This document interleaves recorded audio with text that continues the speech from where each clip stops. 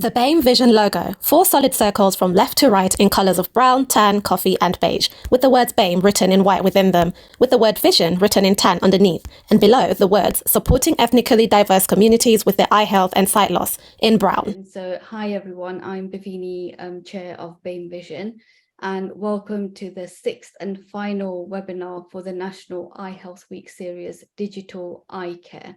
We'll be covering things like screen diligence, screen usage, workplace policies, and I think overusage of screens can lead to dry eyes. So we'll be talking a little bit about dry eyes.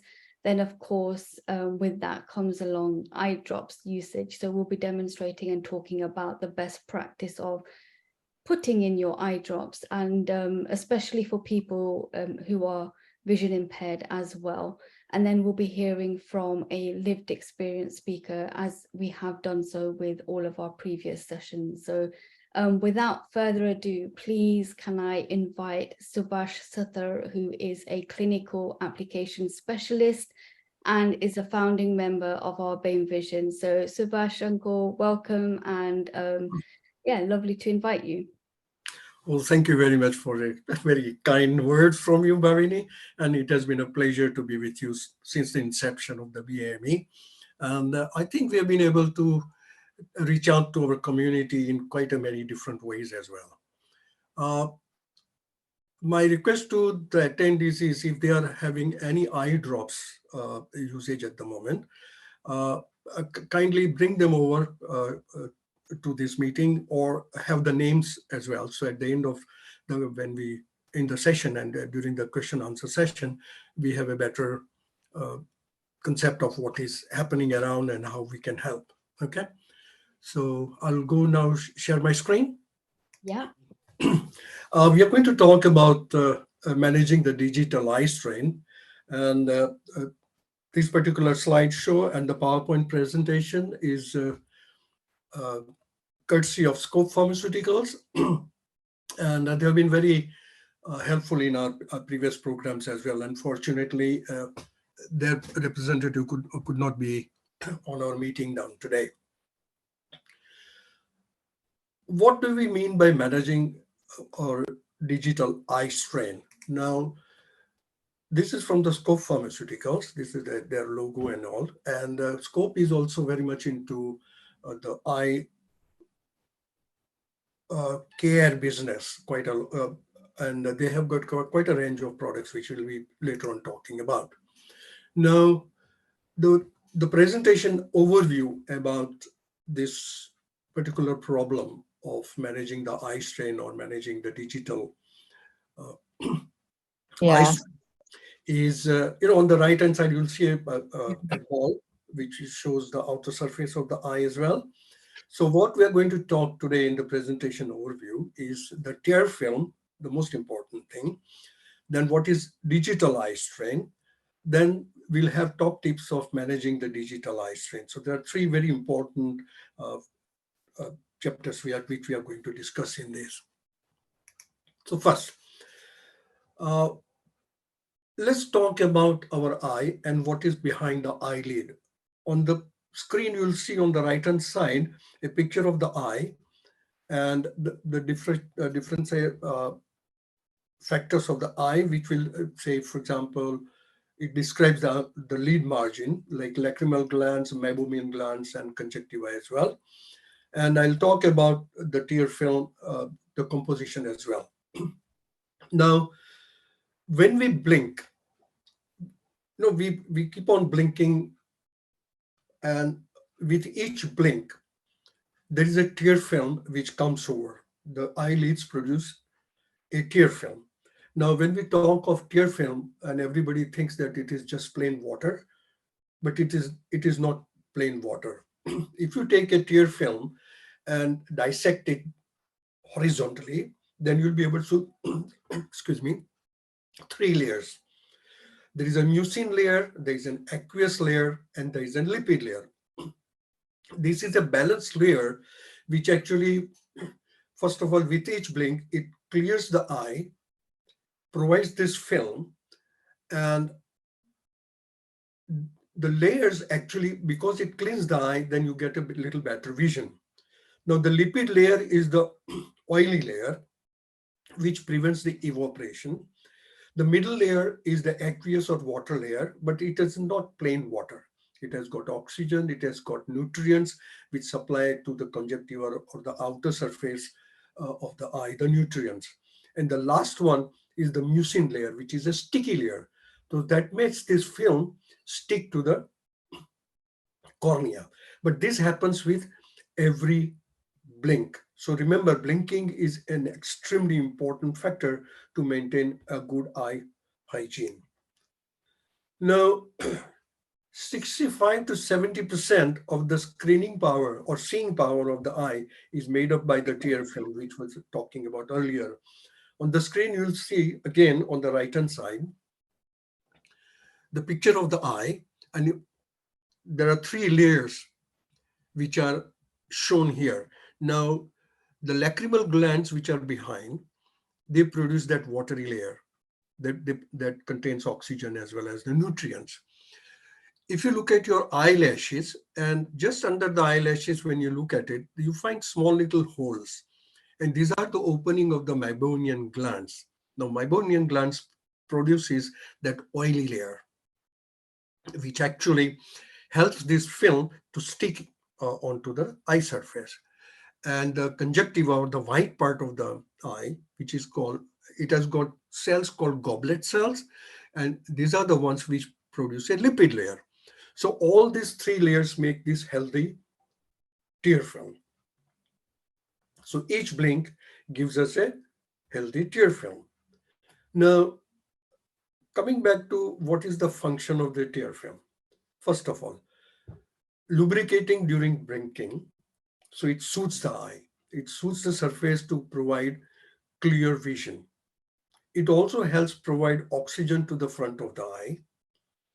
And it also flushes away any contaminants or debris and helps to prevent infection as well. So, when we are out and about, when we look at things, dust particles, small little floaters, everything gets into the eye. So with every blink actually clears this surface and we get a proper clear vision. Oh, you must have noticed that when we get up early in the morning, our vision is not that very good. By the time we go down to the washroom, cleanse our face, wash our eyes, and we blink, and then we know that our vision gets cleared up. Now, what is digital eye strain? Dry eyes are caused by the digital screen is a common condition known as digital eye strain. Now, we have observed, and especially it happened during the pandemic as well. People started working from home, and if you recall, what we do first thing in the morning when we get out of the bed, we look at our screen, the small little, the telephone. We're checking on our messages or WhatsApp messages, etc. So it starts early in the morning. And believe me, in last 3 years, I found out that out of 24 hours, nearly 11 hours we spend on the digital screen. Means either it is a phone or even your computer, because people start working on the computer. And this occurs when you spend prolonged periods of time looking at the digital screen. Later on the computer, then in the evening you watch the television as well. Now, later on that, there was a report also which came from United States that, these children who play the digital games on their screen or on the small little iPads or even on their phones, their blinking rate has dropped by nearly 60 to 70%. And this young generation is having a huge problem of dry eyes, because if you don't blink, you don't get the right tear film, and it creates this problem of dryness of the eyes.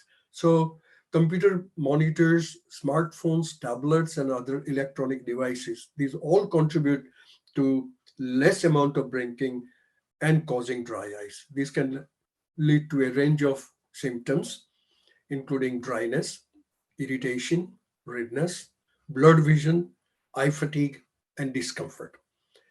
Even those people who actually drive long distances, even people who drive buses, people who drive the planes, all these people, their eyes are affected if the blinking is actually not regularized, or it is lessened by actually staring at whether it is the consoles or whether it is the roads or whether you're using any electronic devices. What are the symptoms of digital eye strain? And probably everybody in this audience might have experienced this. You get headaches, you get sore eyes, brightness of the eyes, you get double vision, you get trouble focusing. There's a dryness which causes itchiness on the surface of the eye. There's irritation and the scratchiness because of the dry eyes. And when you actually really blink, because of the dry surface of the cornea, you get this irritation and redness as well. Another biggest symptom, largest symptom of having dry eyes is the watering of the eyes. Wherever I presented this digital eye strain, people and dry eyes issues, people always ask me, how can you say that I have got dry eyes when my eyes are watering? But actually, the watering of the eyes is the symptom of dry eyes, because when your eye becomes dry, the first response of the body to actually soothe the surface of the eye, the only thing which it can produce fast is that watery layer. And that's why you start getting watery layer. But it is a double whammy. The more water is produced, the more evaporation takes place, and that healthy tear film is disturbed. So it's a cycle which keeps on repeating. So that cycle also needs to be broken, and we'll come to that little later on. Then there's a neck and shoulders and back pain because of constant being in the chair, and the posture is also very bad. Looking at the screen, sometimes people have difficulties looking at the screen as well, so they just go right near to the screen and stare at the screen, and that also affects their posture. And of course, from the glare from the screen as well. Blinking. Now, everything comes back to blinking. Reduce blinking rate. So when staring at the screen, people learn to blink less, and frequently then they should be blinking is essential for distributing tears and keeping the eyes moist. Now, reduced blinking can lead to dryness, which we are talking about. It is nearly 5 times the reduction in the mean blinking rate with digital devices. And this, I have seen it. I mean, one of the advice which we have been giving to people who use long-term screen time on the computers as well, to have a sticky note. Please don't forget to blink, to be stuck on the side of the screen, which helps actually reminding you for blinking. And there are incomplete blinks as well. So while we are using digital devices, people tend to blink incomplete or not to blink at all. So as I was saying, that the blinking rate has dropped by nearly 50 to 60% out of those 11 hours. So you can imagine the number of people actually having dry eye symptoms. Tips to ease eye strain. Now, here in the picture, you'll be seeing that sit at arm's length or at least 25 inches away from the computer screen. Extremely important. Also, follow the 20-20 rule. Now, what is 20-20-20 rule? Every 20 minutes, look away for 20 seconds to a distance of about 20 feet. Now, for example, if you're sitting near a window or you're working in your office, look away at the wall, look away at the picture, look away at the door, at least for 20 seconds. Give a break to your eye, and it will lessen the strain in your eye. And at least don't forget to blink as well. Also, adjust the lighting, the room lighting, which is also very important. If the lighting is straight onto your face, then there will be a lot of eye strain as well, and it will and also increase the contrast on your computer so that your eye strain will be a little lesser. Coming to management of our dry eyes, how do we manage and bring that tear film back, the balance of tear film back? And that is the use of artificial tears to refresh your eyes when they feel dry. I will talk about this lubricant and eye drops as well. Now, your environment. This is also extremely important to remember. Glare and reflection, that is, glare and reflection on screens can cause you to squint and strain your eyes, which can actually exacerbate dryness and discomfort. So again, contrast, yes. Blink, yes. Also keep hydrating yourself. It is very important to keep hydrating yourself. It's not the tea and coffee, but you need to at least have few glasses of water during your working time as well. What about your environment factors? Air conditioning, yes.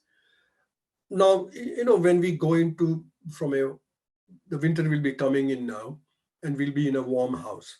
So that also leads to dryness of the eyes. From warm house, we go outside, it's a cold environment, and we start squinting.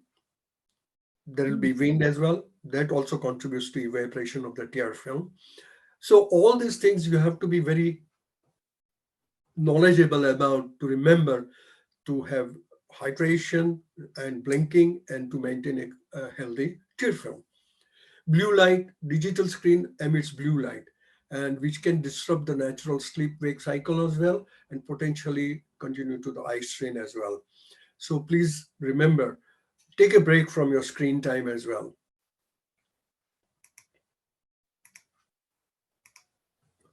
Now, techniques to manage digital eye strain. There are top tips here. On the left-hand side, you will see a picture of a clock on the wall and a sort of a box there. So top tips is screens arm's length away, use filters or devices. For example, a matte filter if you're using for a long time, 20-20-20 rule, desk humidifiers, and balance screen brightness as well. There are free dry eyes and eye care resources which are available, and Scope Pharmaceuticals as well as other pharmaceuticals like Thea Pharmaceuticals. They have got this really good literatures which is available, and all the literature will be available from our BAME. You can always email to Bhavini, and this we'll be able to supply this information as well. Dry eyes well-being webinars also are being conducted by most number of pharmaceutical companies as well. So they're really good to attend. Also, a number of consultants who are experts in dry eyes seminars as well, or advices. They also frequently come out with these webinars as well. And working with Dry Eyes 2022 webinar is also would be available at some point of time. Thank you for your kind attention, and we will have this question and answers at the end of our program. And please put your questions either in the chat box or at the, we can have a direct dialogue as well. Thank you for listening. Thank you so much, Subhash Uncle. Very important for everyone, actually, for us working, for those who may not be, all of us, regardless of what we do, spend time on our screen. So the information you've shared with us is super, super helpful. Thank you. And yes, we will take questions or comments at the end of the session. So I'd now like to invite Naqi Rizvi to the floor. Naqi is actually he's a #1 player, a blind tennis player in the world. He has a career in finance. He's a disability advocate amongst many other things. So Naqi, can I please invite you to present? Amazing. Thanks, Bhavini. Good evening, everyone. And thank you so much, Uncle, for the fantastic presentation as well. Great to be with you all. And I hope you will manage to stay awake for the next 15-20 minutes. So I will try my best to hopefully cover some bits which will tell you a little bit more about me, but also hopefully give you a bit of food for thought and some things to ponder upon and reflect on afterwards as well. And I would love for some questions, hopefully some difficult questions at the end as well.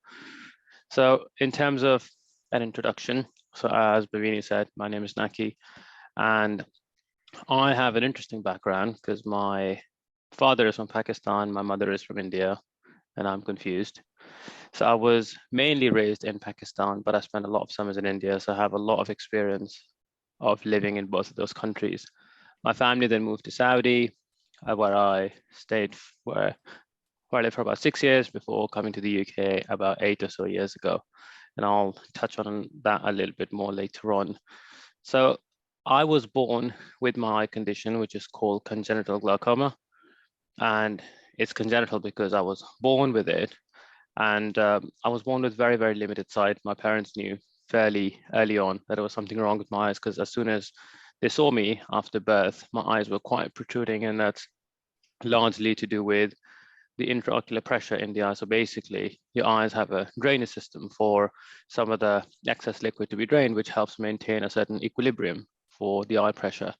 Now, I didn't have that mechanism, so a lot of that liquid would accumulate and then increase the pressure in the eye. And obviously what that tends to do is to damage the optic nerve, which is basically your connection between the eye and the brain. And that kept getting worse, my eyesight. So even though I was born with limited sight, it wasn't very much. And then that kind of kept getting worse. By the age of 7, I'd lost my sight completely. So kind of fast forward a few years on, my eyes used to still have a lot of pain because obviously the pressure was still incredibly high. I couldn't really do eye drops because I had enormous photophobia. I could never really look up or open my eyes. So because of not being able to use drops, etc., the pressure wasn't really ever brought down under control. So it used to cause me a lot of issues in terms of being able to look up, to be able to lie on my back, to walk with my head held high.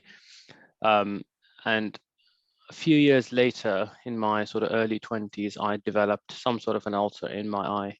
And, don't want to bore you with all the details, but that led to a surgery called enucleation, where my eyes were removed and the connection with the optic nerve was cut. So that kind of helped with the pain. But obviously what that also meant was, if there was to be a cure for glaucoma at some point in the future, I couldn't really make use of that as such. But to be honest, based on probabilities and stuff, we all thought it would be a better decision because at least I could live my life largely pain-free. So I now have prosthetic eyes. I've had them for the last 10 or so years. And, they have massively improved the quality of my life, albeit it obviously comes with some challenges. So for example, I have to wash my eyes every day in the shower because when I wake up, I get a lot of gloop in the eyes. You might not have the same lubrication, etc. So you have to make sure that you take care of your eyes. You have to make sure that they fit in well, etc., etc. So I've had kind of 3 different pairs so far. I've always asked for a nice, fun color, but the doctor just says, no, you have to go with the basic one because apparently you can have them with smiley faces, etc. as well, but they might not look very good. So that's in terms of my eye condition. So as you can imagine, completely blind, no light perception. And that's something I hadn't sort of envisaged or really thought about at the time. Because I don't have any light perception, because there's no light that enters my eyes that sends any signal to the brain, my melatonin levels are messed up. And what that does is, for those of you who are familiar with the circadian rhythm, our body has a certain sleep wake up cycle based on a 24-hour period. And when it's nighttime, your light sends signals to your brain and it goes like, hey, it's time to sleep. And then you start feeling sleepy and then you fall asleep. And when it's morning, you're going to wake up, and that's all good for most of you. But because I don't have that sort of regular mechanism, I find it really hard. I can sometimes have really bad insomnia because if I wake up in the middle of the night, my brain will also think, oh, it's morning, and then I can't go back to sleep for hours. So I have to be very careful in terms of how I manage that because I don't take any melatonin supplements as such. I just try and do it based on a sleep hygiene basis where I try to relatively sleep at the same time and then wake up as well. But like things like napping and sleeping in the day, all that stuff is quite hard. But also if I'm quite tired, my brain might think in the middle of the day that it's nighttime and I'll, get really sleepy, let's say after lunch and stuff. So that's just something I have to live with and manage. So that's in terms of the eye condition. In terms of my education and stuff, so my parents, particularly my mom, was incredibly focused on the education side and was very keen that I go to a mainstream school because she thought that, ultimately I'd have to live in the quote unquote real world with sighted people. So why not begin that journey from the start? But as you can imagine, that that was pretty tough because I was the only blind student in my school. The teachers didn't have an idea of how I could sort of understand the material, especially in the formative years as my eyesight got worse because I couldn't really see the blackboard. I couldn't really read or write like other students could, but also the PE period became quite a bit of a challenge, but then also students weren't necessarily aware in terms of how to handle this very different kid. So that was quite a challenge, and it took years and years of trial and error that we figured out. And there was an association in India called National Association for the Blind that actually massively helped in helping us figure out what were some of the things that I could do to cope. And my mom learned Braille so that she could teach me, but that wasn't going to be of a lot of use because none of my teachers could read Braille. So it started with sort of oral exams and digesting the material orally first, but then as I grew older, it obviously had to change because when you just do stuff orally, you don't really have, for example, as a very small thing, you don't really have an idea of how words are spelled. And my spellings used to be absolutely atrocious, still are to an extent. But when you start to write and when you start to type, that's when you kind of develop your spelling vocab, I suppose, because you have to spell words, and words in English, sadly, are oftentimes not spelled the same way they are pronounced. So as I got older, it kind of started evolving towards using computers more. So I learned typing when I was very young, mainly started using JAWS. But obviously that still posed a challenge with other subjects that did not entirely rely on text. So when it came to literature, English, etc., it was fine because you could have electronic documents that you could read on a computer and then write your answer, and that's all good. But when it came to other subjects, and I was very keen to pursue science, even though everyone said it's going to be too hard, I think you're being too ambitious, I was like, no, that's what I want to do. So we had to really find ways of seeing how we could cope with that. And it was a combination. So for exams, I managed to get a reader and a writer. So a reader would obviously read the questions and then I'd have to dictate my answers.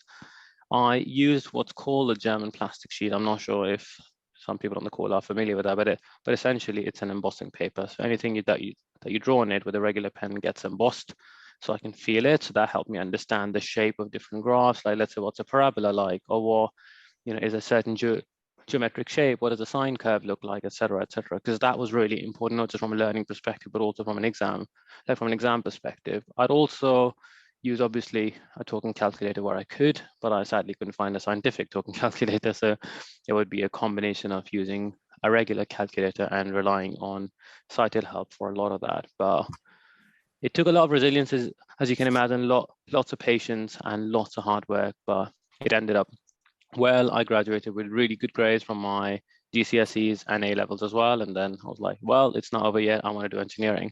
And again, it was quite hard because universities weren't really sure how I could cope. And I was really, really determined to do it, and I wasn't going to stop. So managed to convince the faculty after a bit of testing and having chats. And actually, it worked out really, really well. When my professors saw how keen I was to learn, they actually did go out of their way to help me learn. And the proudest moment for me in some ways was when I graduated from my undergraduate course, and I was the only one on the entire course who had any sort of disability. But when the grades came out, I actually ended up with the highest grade on my batch as well. So I was chosen as a student speaker because of that achievement. And I think that really showed, not just to myself, but also to my professors and my friends, that just because you have an impairment and you have a disability doesn't mean you can't do things. There's ways around it, and we managed to find ways around laboratory experiments, around computer-aided design, and kind of solving really complex 3D equations and calculus and stuff as well.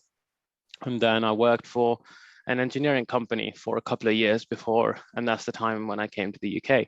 That was about 8 years ago, to do my master's from UCL in systems engineering.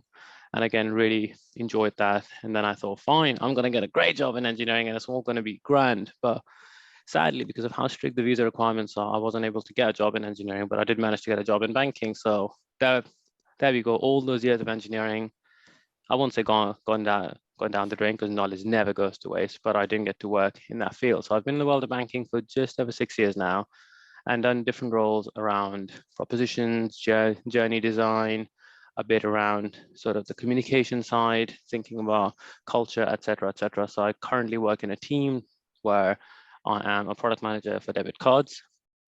But outside of work as well, and that's one of the reasons I love the UK, because it allowed me obviously to live a more independent life than I could back home in terms of accessibility, public transport, how in the environment when we find different aspects like audio announcements, for example, tactile pavements, all of that stuff was quite novel to me because before coming to the UK, I had never traveled to the West. It was all an unknown place for me.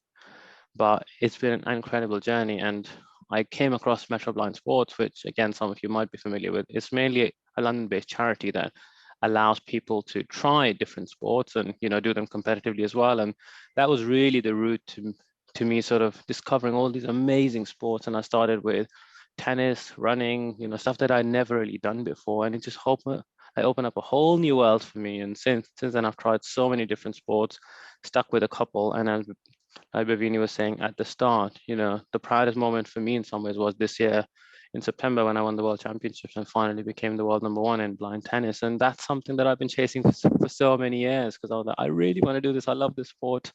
And, sadly, there's not the infrastructure for it. There's not the money around it, etc. But hopefully there will be one day. And even on the running front, when I started back in 2016, I hadn't really done even a 1 kilometer run, but someone from Parkrun, which is an organization that does sort of free runs every Saturday, said, well, we'll give you a guide. Why don't you give it a try? And I rocked up in my jeans and, not the best pair of shoes because I had no idea how to run. And there I was trying to take on a 5K. Did two of them in a horribly slow time. Ended up with a stress fracture because my body just couldn't cope with it. And the first year was pretty much riddled with injuries. And I was like, oh my God, running is really not for me. But the more I learned, the more I sort of asked my guides about how best to do it.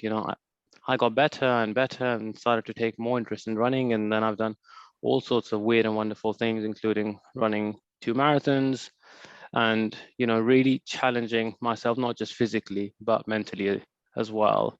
And it's that sports and the physical side outside of work, which I absolutely cherish and love because it allows me to do a lot of things which probably I can't do at work in terms of that sense of freedom, that sense of achievement, that sense of empowerment and decision making.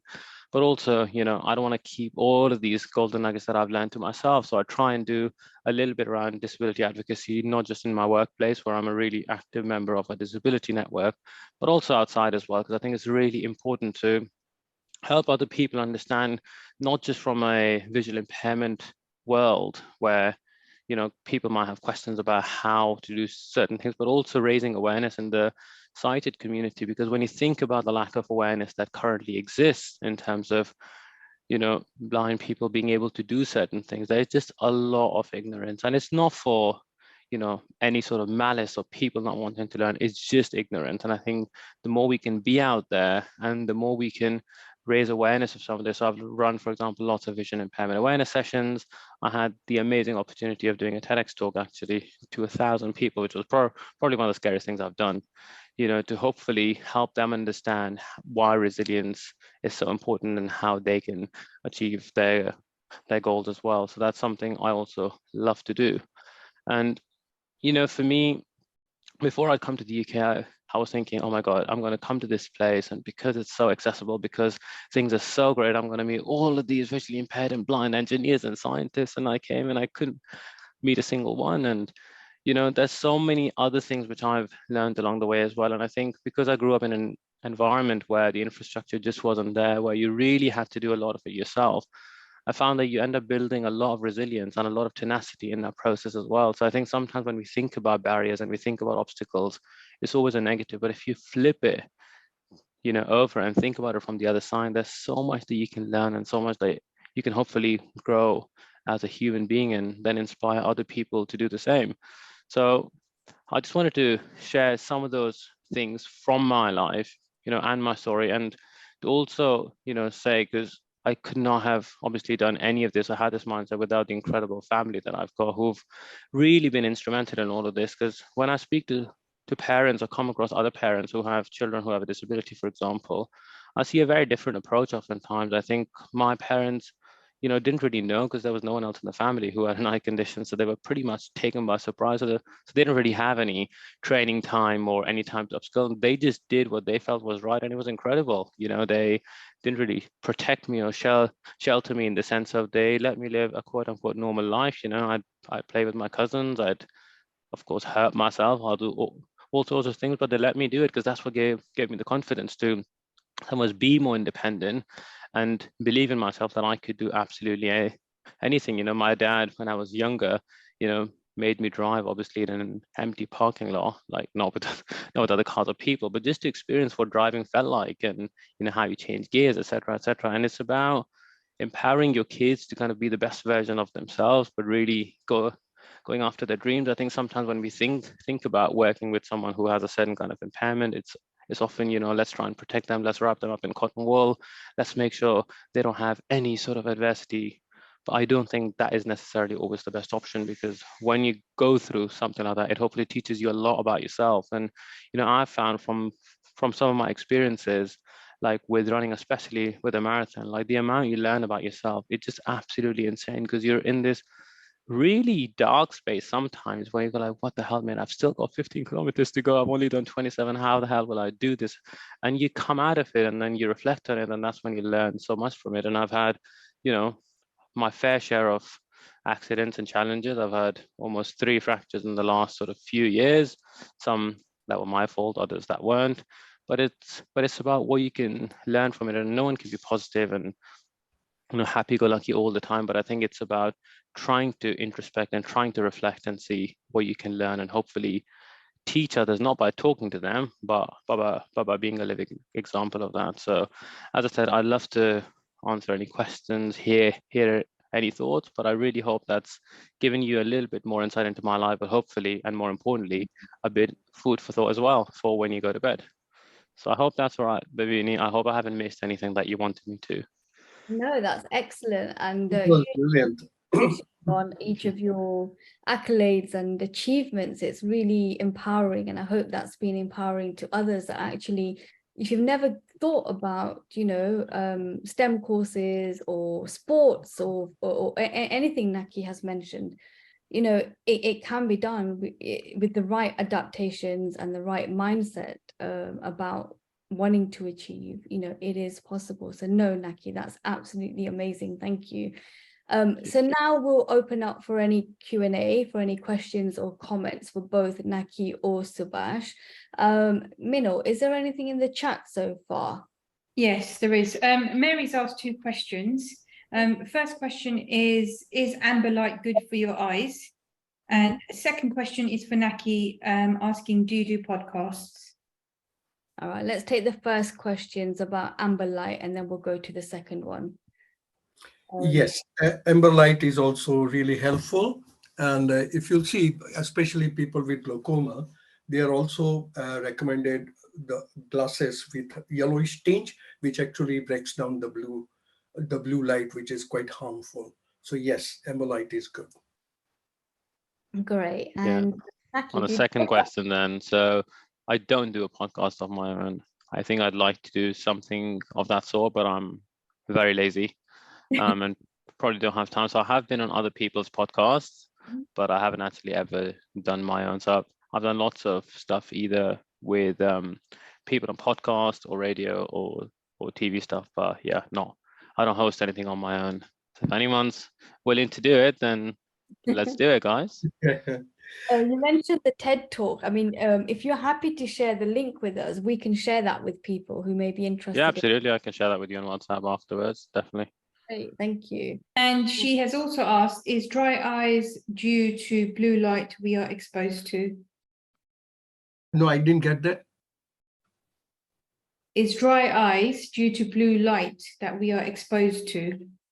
Yes, I think I did mention during my presentation as well. But mainly the dry eyes is basically you forget to blink, and that is the main issue here. And to have a good tear film is very, very important. You know, when I was watching Matthew just now when he was giving a talk, and I could see that he was blinking very, very regularly. And even with his prosthetic eye, his eyelids actually creates that tear film, which actually keeps a really good shiny surface to his even prosthetic eyes as well. Thank you.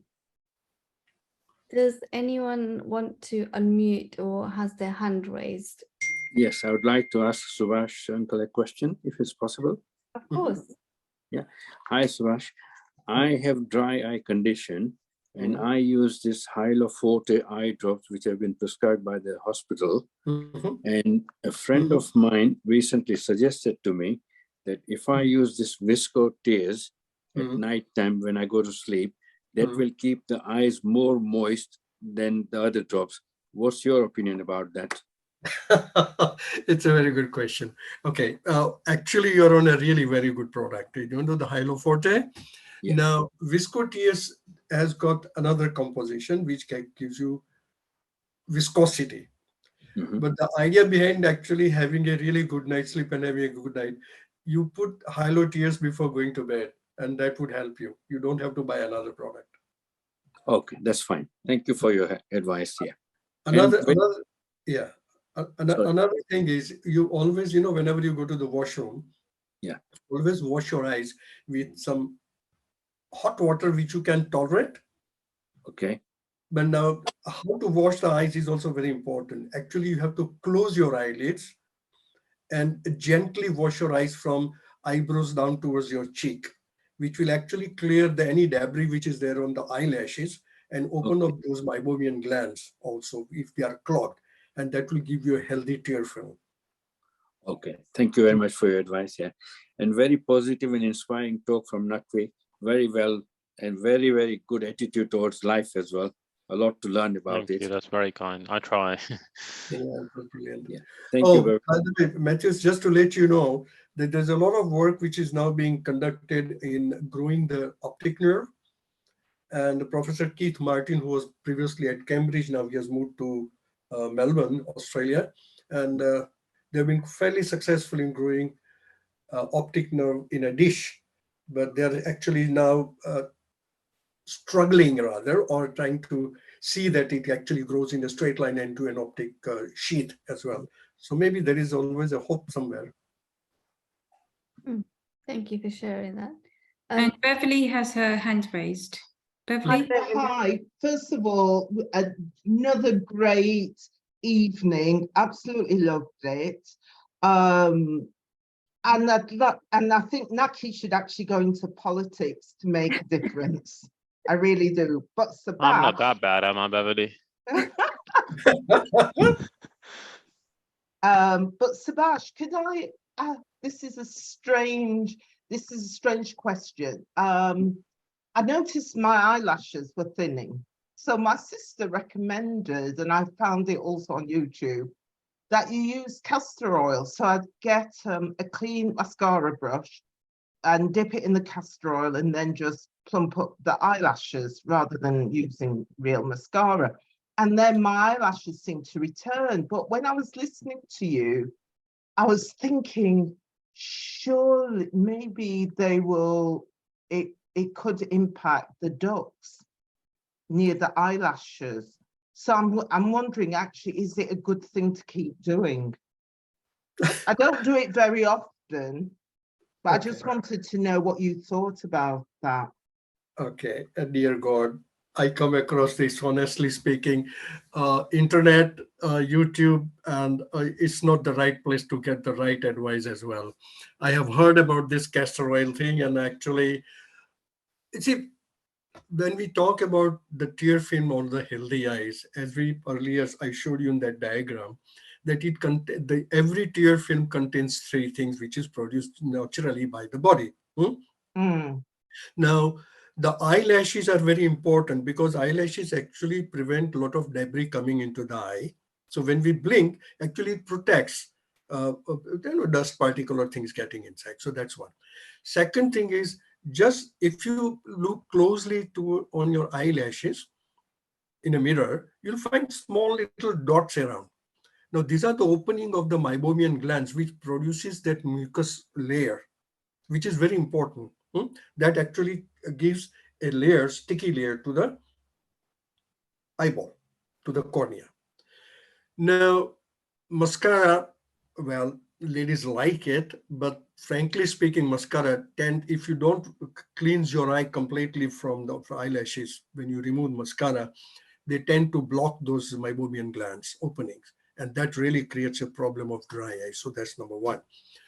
Castor oil is a very thick, viscous material. And preferably you should not be using it. Preferably you should not be using it. The ideal way of actually getting the tear film back, the healthy tear film back, is to use a good lubricating eye drop, which should be preservative free. For example, it was just mentioned about Hycosan and Hyloforte. So that's a really good product which has got a balanced formulation which protects the eye and actually brings the tear film balance back. Now with eye drops, especially lubricating eye drop, there's no dosage system. You don't put twice a day or 3 times a day. It's not like that. The moment you start feeling uncomfortable, like irritation or watering of the eye, or tiredness or redness of the eye, just use them. You know, people say, for example, take my case. Sometimes I have to drive long distances, and even though I know that blinking is very important for me, I forget to blink while I'm on M25 or M1 because I'm actually watching the traffic and I forget to blink. So I have to make it a very conscious effort to remind me, Subhash, don't forget to blink. And now I've learned my lesson, and I always actually put my lubricating eye drops before if I have to go for a longer drive. So these are the certain things. But the best way to maintain a good eye hygiene, first of all, good balanced diet, green leafy vegetables, fruits, vitamin C, vitamin A, very important. So we can get it from our diet. So that's one. Hydrating, at least having 3 to 4 glasses of water per day is extremely important. And also, whenever you go down to the washroom, as I suggested earlier, have a clean flannel cloth or a clean cloth around. Soak it in hot water, which you can tolerate. Close your eyes. And what you do is close your eyelids and gently wash it from top to bottom like that, which will clear the debris which is stuck inside the eyelashes, and it will open up the meibomian glands as well. Hope that answers. That's fine, but Subhash, I was wondering though, because if you lose your eyelashes, because mine did look like they were thinning. If you do lose your eyelashes, you're in problems. That's why I started using the castor oil, because I thought it, and it seemed to be working. But I'll try your method anyway. But I was worried more about losing the eyelashes. You see, we always lose eyelashes, frankly speaking, and they regrow. Okay. We do, and it's an aging process as well. We keep on losing certain eyelashes, but not to worry about it. Not to worry. All right.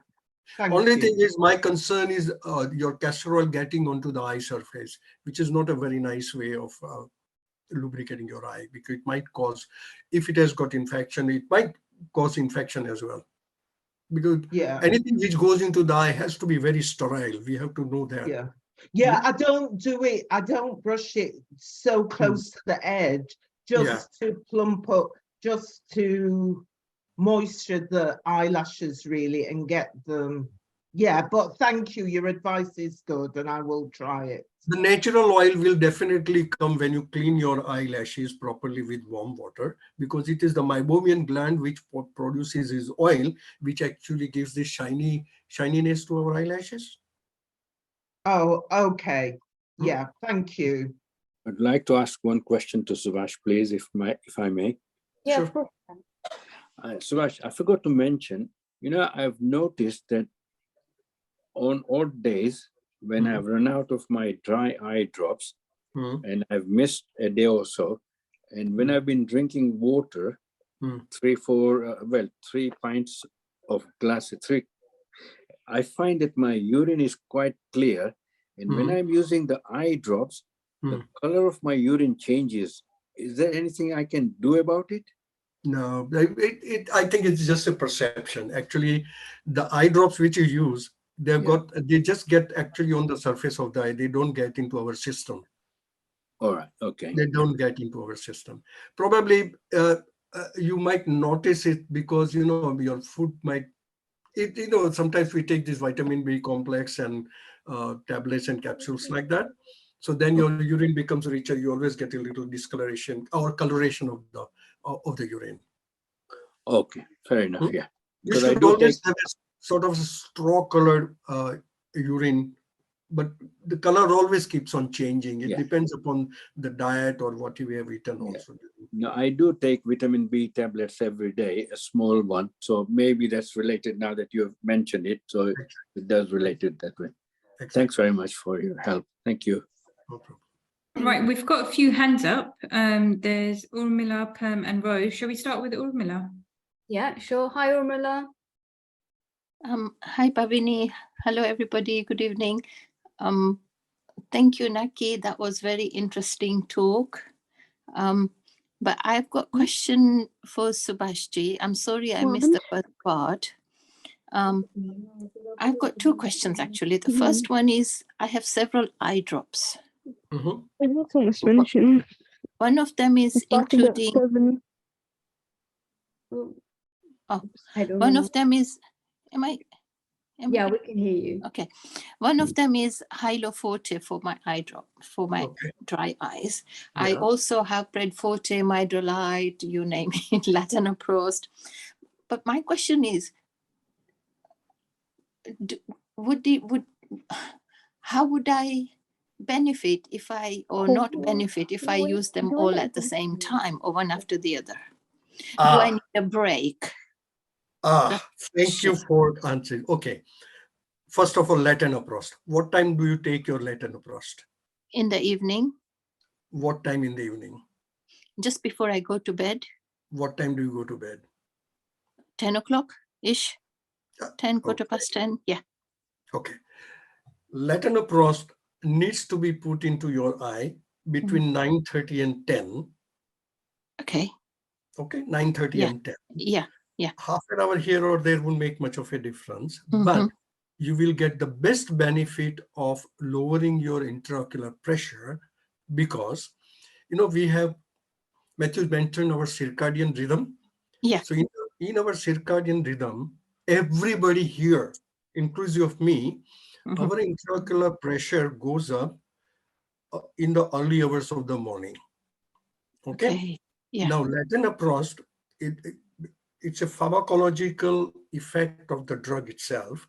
The moment you put it in the eye, it starts working immediately. However, it reaches its peak level of performance after 6 hours. Now, I actually worked on this since last about 8 years. And it is a proven fact that if you put this drop between 9:30 and 10, you get the maximum effect of lowering the intraocular pressure, which goes up high in the early hours of the morning. Okay. So you stick to that, and believe you me, your IOP will be under very much good control. One. Now, Hylofort, that because you're only on one drug, I mean, are you any other drugs as well? Any other eye drops?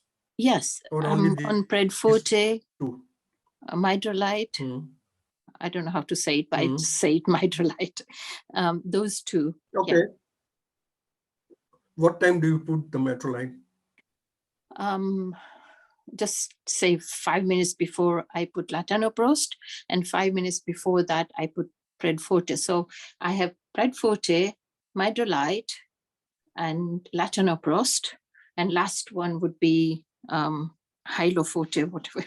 It is Hilo Forte, yeah. No. Let's sort this out. I think let us sort this out. Okay. First of all, latanoprost. That is between 9:30 and 10. Yeah. That's regular. Okay. Yeah. Now, Hylofort, you can please use it during the daytime as well. You don't have to put it one after another one. What happens is the moment you put one after another one, the one which is put after the one which you put. So, for example, if you put latanoprost, then you put the macrolide or Hylofort, it will wash away the effect of your latanoprost. Minimum distance you have to keep between two eye drops is 10 minutes. Okay. Now, what I will recommend is stick to your latanoprost in the evening between 9:30 and 10. And listen, after putting the drops, you don't have to go to sleep. You can watch your TV, you can relax and go to bed at your convenient time. Number one. Okay. Yeah. Okay. Yeah. Don't get stressed out by that. If you're out and about, say you're going for a party or a wedding or somewhere, you take your latanoprost with you. Your eye drops travel with you everywhere. Yes. Now, Hyalofort, put them about 2-3 times a day during the daytime. Okay? Mm-hmm. And that's about it. And Michael, so anything for before latanoprost, Mm-hmm. nothing after latanoprost. In case if you want to put Hyalofort after latanoprost in the Yeah. evening, are you on a single dose latanoprost? Yeah, single at the moment. Yeah. Because tube, isn't? Okay, stick to that. See that you get always those single dose units. Okay. Because they are preservative free.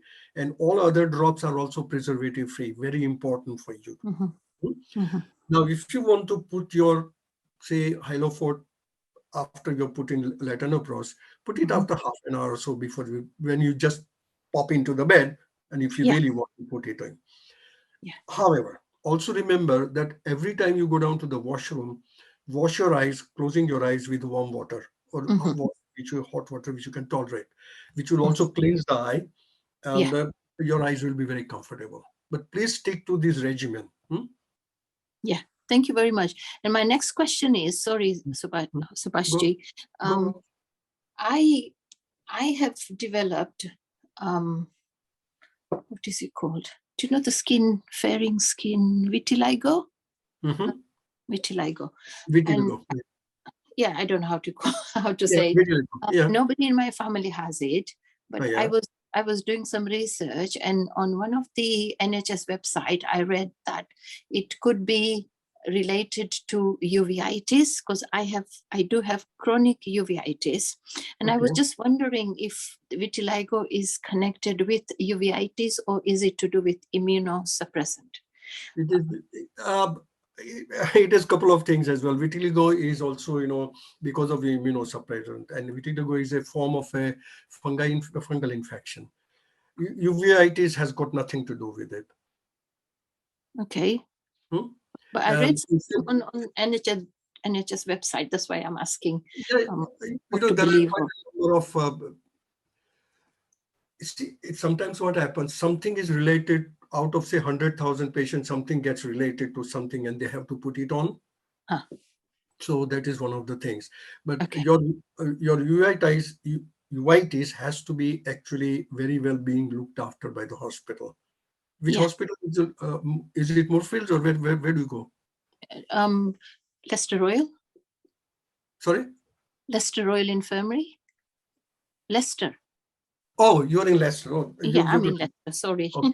No, you got a good consultant and good eye hospital over there, so that's absolutely fine. Yeah. Yeah. Okay. My recommendation is always there. I recently went. I work quite a Bhavini also knows it, that my area of work has been advising or recommending people how to use the eye drops. Incidentally, how to put in the eye drops, that whole instruction leaflet with pictures is available. Please ask Bhavini and she'll be able to email them to you. Okay. So how to put the eye drops is also very important. And when to put the eye drops is also very important. Yeah. I think I've learned how, but it was when that I was confused about, because first I had only 1, then 3, and now I have put 4. Yeah. So it's so confusing. But thank you so much for your advice. Thank you It's very fine. much. You just break them up in the timings. Yeah. See that at least you have minimum 15 minutes between each eye drop. So it actually gives you better control, and the first one doesn't gets washed out by the second one if you put in immediately afterwards. Yes. Thank you very much. Thank you. It's a pleasure. Before we go to the next hand, I'm just going to bring in a comment that we've had from Facebook from Jayesh. Naqi, this question's for you. It's the first time he's actually heard a blind person being able to play tennis. He's asking how. He wants to know, how do you play tennis as a visually impaired person? I was saying, hopefully, regardless of where Jayesh is based, hopefully there should be opportunities, because blind tennis or visually impaired tennis has actually grown quite a lot in the UK and around the world. So there's many cities in the UK where you can try it. But obviously in London, there's Metro Blind Sports. And if you go to their website, they have all the details. We normally have a session every other Wednesday. But essentially, the main difference is the ball has a rattle in it, so you can hear it. So it's based on sound rather than sight, obviously. the ball is completely different. And then if you're a totally blind player like myself, you have a tactile baseline and a tram line as well, so you can feel that with your feet and help with orientation. For partially sighted players, they don't really have a tactile line because they can see the line, but they normally have a taped line. But generally, it's based on sound, and you would, communicate through audio clues like ready. The receiver says yes, you say play, and then you got 2 seconds to serve the ball. But the scoring and match format is exactly the same as mainstream tennis. And how easy did you find it? Is it something like a skill that you've learned to become to a championship level? How relatively accessible and easy did you find it? So it is a very tough sport because even in mainstream tennis, the margins are very small. You've got to be very accurate. It's not like, for example, every sport has its challenges, but in cricket, for example, you can pretty much hit the ball anywhere, and you can kind of score runs. With tennis, you've got to be really precise in terms of when you're serving. You've got to serve in the service box. If you're serving, to someone's backhand, you need to know how you're doing it. So it does take a lot of precision.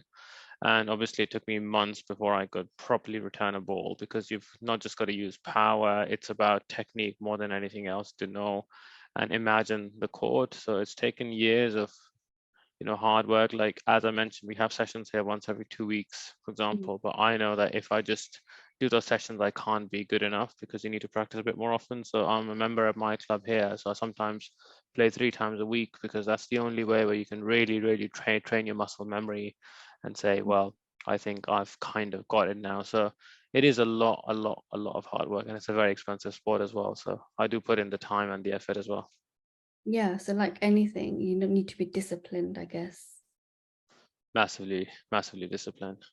There are 2 hands up. I think there's. Shall we go to Pam? Sorry? Pam's got her hand up. Let's go to Pam. Hi, good evening, everyone. Brilliant speakers. Hi, Bhavini. I have a question for Subhash. I have a lot of itchy eyes. We've talked about dry eyes, but it comes with itchiness. I've had cataracts and I have IOLs in both eyes over a period of about 15, 16 years. And I find my eyes, especially at the corner, right in the corner of the eye, where you've got sometimes a lash, which might be stuck. But I find my eyes are very itchy, and especially depending on the time of day, it's mainly in the afternoon. They itch quite a lot. I keep my hands very clean, but is there anything you can recommend? It's a very good question, and it's a very good.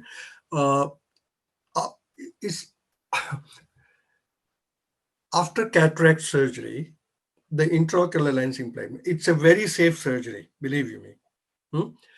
And yet, there's a slight incision which is made. The lens is taken out by phacoemulsification. Lens is being put in, right? Now, this procedure, even though it is the minutest procedure, it has already disturbed the tear film and the goblet cell surface, which I talked a little earlier. Okay.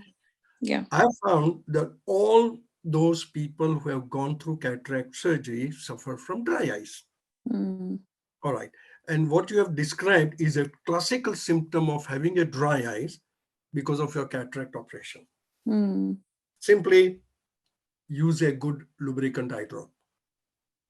Whether it is Hylo or Thiolose Duo, get a preservative-free eye drop and use it during the daytime 2 or 3 times. The moment you feel little itchiness or tiredness or itching coming up, just put the drops in. It will help you quite a lot. I mean, I do have macular edema in the right eye because of the rod cone dystrophy I have. And when I do put the drops in, I put them in. I'll keep them with me anyway. Like you said, take them with you wherever you go. A lot of people don't know how to store eye drops. When you have post-cataract surgery and you have Maxidex and all the other, anti kind of eye drops that you're given. And one lot you have to keep, like the antibiotics, in the fridge. How would you store ordinary? Do you keep them at room temperature? Because I don't store the Azopt drops, which I have to put in 3 times a day. I just keep it in my handbag. I just carry it with me where I need to. absolutely fine. We live in a country where actually, unfortunately, this climate change has increased the temperature in our country here. Yeah. Normally, any eye drops, if for example, like this Chelos Duo, I keep it in my wallet or in my sort of a small little bag in the car. Actually, you need not put them in the fridge. However, when you are at home and you have a bottle in the fridge, and you have to put, when you want to put the eye drop in, believe me, it helps quite a lot, because you know that coldness helps to soothe the eye. But you have to remember that your eye drops are in the fridge. That's number one. But otherwise, otherwise you need not put them in the fridge at all. Brilliant. Thank you. I just wanted to kind of clarify, because every time I'm talking about lashes, my lashes have gone the opposite way, and whenever I do put the drops in, they leave like a dry film, and they do stick together. I think maybe that kind of contributes to the itchiness. But no, thank you, both speakers. Very inspirational, and I thoroughly enjoyed it. That irritation of the eyelashes which you find is, again, as I told you, eyelid margin health is very important. So every time you go to washroom, wash your eyes with warm water. Okay. And that will clear your eyelashes, and it will open up the meibomian gland. It will give the suppleness and the oiliness as well. Maintain the health and use your lubricant eye drops as and when. Thank you. That's brilliant. Thank you. Thank you. Thank you, both of you. Thank you, Bhavini. Thanks, before we go to the other hand raise, can I check if there's anything in the chat in terms of a question? Not at the moment, no. No? Okay, we'll go to the next. Rose. Hi, Rose. Oh, hello there. Hi. Thank you for the very informative talk, both of you. My question is for Subhash, the first speaker. Now, thank you for mentioning, it was a very valid point when you said these eye drops, when they say 3 times a day, you don't really have to follow that. You just put them as and when required. Because I've had a lot of hassles with the GP on my prescriptions at one point, when they say, oh, how come you need some more? Because this is, especially the night. I use the Hylo night at night, and the Hylo tears for during the day. And they say, there's no way, if you're using it once a night. I try and explain to them, because I've got very dry eyes. I've also got my eye doesn't blink very well, doesn't close actually at night, because I've had facial palsy when I was a child, which affected my eyes. So I actually have learned now to put a tape on them. But you know how a tape is, the moment you get up to go to the toilet or you open your eyes, it sometimes gets into your eye. The tape itself can be a problem. And I have to put the eye drop, the eye ointment as well, every now and again, like 3-4 times, even during the night, because I wake up quite a lot as well at night. Now, I have had a lot of problems convincing the GP that I need more than just one a month or something like that when they calculate it. So anyway, thank you for that point. What's that? Yeah, go on. Yeah, okay. So my second question was because of the not being able to blink, because there's a lot of problems even during the day. My job is on the computer as well, although I don't do that many hours now because of the eyes and newly diagnosed eye problems besides the dry eyes. So but still it's nuisance, it's a hassle, because you can't blink and you're facing these screens and things like that. How best can I help you? I've recently referred myself to the Access to Work, and they're looking at some equipment and stuff like that for me. So hopefully that will help a bit. I'm not sure. Now, you see, actually the trick is in using this particular bottle. Say this is a high-low bottle. Okay. You have something like this, right? High-low tears. Yes. High-low tears. It's something like this. Okay? Yes. This is same Yeah. bottle. Now, Yeah. this actually has got enough liquid to last you for at least a month and more. But you require only 1 drop per whenever you put in. You don't have to flush your eye with this one. It won't help. So Okay. the trick is, I'll just show you how to put the drop in. So you'll get actually the hang of it. Can I just say, when you're doing that demonstration, describe every process, every step that you're doing for those that can't see you. Absolutely. Okay. Absolutely. Thank you. First of all, always remember hand hygiene is very important. Oh, yeah. So now everybody is using those, disinfectant solution now. So you don't have to go to the bathroom to wash your hands every time. So you have that disinfectant or sterilization solution, you wash your hands. Okay. Yeah. Also have a fresh, clean tissue paper on the side. Yes. Then when you have this bottle, Yeah. always, then you have to remove the cap, right? The top one. Yeah. So the cap you put on the clean surface of that tissue. Yes. Okay. Never touch the tip of this bottle. No. Never ever does this, because otherwise it will cause infection. Right. Okay. Now, Yeah. the easiest way and the best way to put the eye drops in, I'm a right-handed person, okay? Yes. So with my left hand, I form a fist. You can see I put my thumb on my palm and close my 4 fingers on my thumb. Can you see that? Yes. Right. So you can see there's a little hollow up here. Okay. Yes. All right. Now this bottle, I turn it around like that. Put my thumb on the rim and 2 fingers on the bottom at the bottom or the top. You know that button which you press to get the bottle out? Can you see that? Yes, I can see that. Yeah. All right. Now what I do is I turn my fist toward my cheek, lean back like this.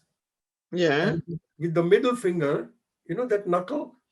I pull my lower lid down. Oh, okay. Yeah, yeah. And then you put the wrist of the bottle like this. Can you see that? Yes, okay. Without touching the eye. Yeah, you don't touch the eye at all, because this is the way you put it. And when you pull the lower lid down, you form a little sort of a cup. Okay. That drop has to fall right like this in the okay. Just 1 drop. Yeah. Oh, okay. Once you put the drop in, don't blink. Don't. Normal reaction of us is when you put something in the eye, you try to blink, thinking that you sprayed the solution. No, don't do it. Okay. You just gently close your eyes, because this solution automatically sprays all around. If you blink hard, then you push about 20% of this liquid, which goes through a passage from our eye to the nose, which is called a nasolacrimal gland. Sometimes get this funny taste in your mouth, because that liquid has gone into your mouth. We don't want that liquid to go into the mouth. So gently close the eye. With the tip of the finger, find this corner right at the base or the top of your nose and that corner of the eye. If you feel like that, you'll find a little bump there. Just gently press it for about a minute or so. That's it. It will prevent the liquid going in, and you'll get the best benefit of the eye drop. Okay.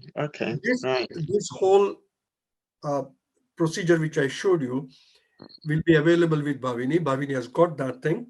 It is in pictures, plus it has been explained the way I've explained it to you. You need only 1 drop. Now again, when your GP says that why do you want more, you have to explain gently to him that you suffer from high dry eyes, because you you're unable to close your eye completely when you go to bed in the night. Yeah. And that causes evaporation during the night. Yes. And now the heating will be on. So it's a natural thing which is going to happen. So you need to put this eye drop number of times before you go to bed. Or It's during the eye evening. ointment. Eye ointment. Mhm. Eye ointment is also there. There's Yeah. another gel which is there. There is a Theolos Duo gel. It comes to a single strip that is also extremely good. So Okay. if you need to put that, you ask your GP to get Theolos Duo gel. So you Oh, put that before going to bed in the night, and it will give you a really soothing surface throughout the night. all right. Okay. Okay. Mm-hmm. Gel. Okay. Mhm. Thank you so much. Yeah. Yeah. Mm-hmm. Thank you, Rose. That's Thank thank Bhavini you. for creating such lovely programs. Thank you. Is there any, we could probably have time for one last question. Is there anything in the chat or anyone got their hand raised? No, not at the moment. No? Okay. So whilst, I mean, we can probably take one more question, but whilst someone's thinking about if they want to share a comment or a question, could we put the poll up? And again, if as many people as possible can complete it, it just helps us give us feedback for these webinars to plan future sessions, topics, content, etc. So by completing the poll, you'd be helping us massively to plan future content. Whilst you're also doing that, thank you so much to those people who've joined us for these webinars. We started 3 weeks ago and we've done 6 webinars for National Eye Health Week around today digital eye care. Yesterday we did driving and your vision. We've done myopia and me. We've done NHS eye care and support. We've done Eye on mental health and Live Well, See Well, and each of them have had excellent professional speakers as well as amazing lived experience speakers who've, you know, not only bared all in terms of opening up about their diagnosis, their family, their acceptance, but also where they are now, what are they achieving and how they got there to help raise awareness of certain resources and hobbies and passions and employment. So I really hope everyone's found them informative. You know, I've learned so much and I hope you all have too. So thank you so much for joining us. Today is the last one in the National Eye Health Week series. I mentioned earlier on in the call that we have got a next webinar on Wednesday, the 18th of October for Black History Month. And we'll be hearing from 3 amazing speakers who'll be sharing more about their own lived experience into their culture, their sight loss journey, acceptance, any kind of barriers they've broke through, are still breaking through, amazing careers and ambitions they are doing. So there'll be so much more on that, and we'll share further information about that for anyone who's interested. So it's been absolutely amazing. Thank you all so much. Just going to quickly check whilst I've been talking if anyone's thought of any questions they might want to ask. Bhavini, may I ask a quick question? Sure. Yeah. First of all, Bhavini, you're doing a wonderful job, and I'm so proud that I'm able to join this group as well. Thank you very much. The quick question is to Subhash.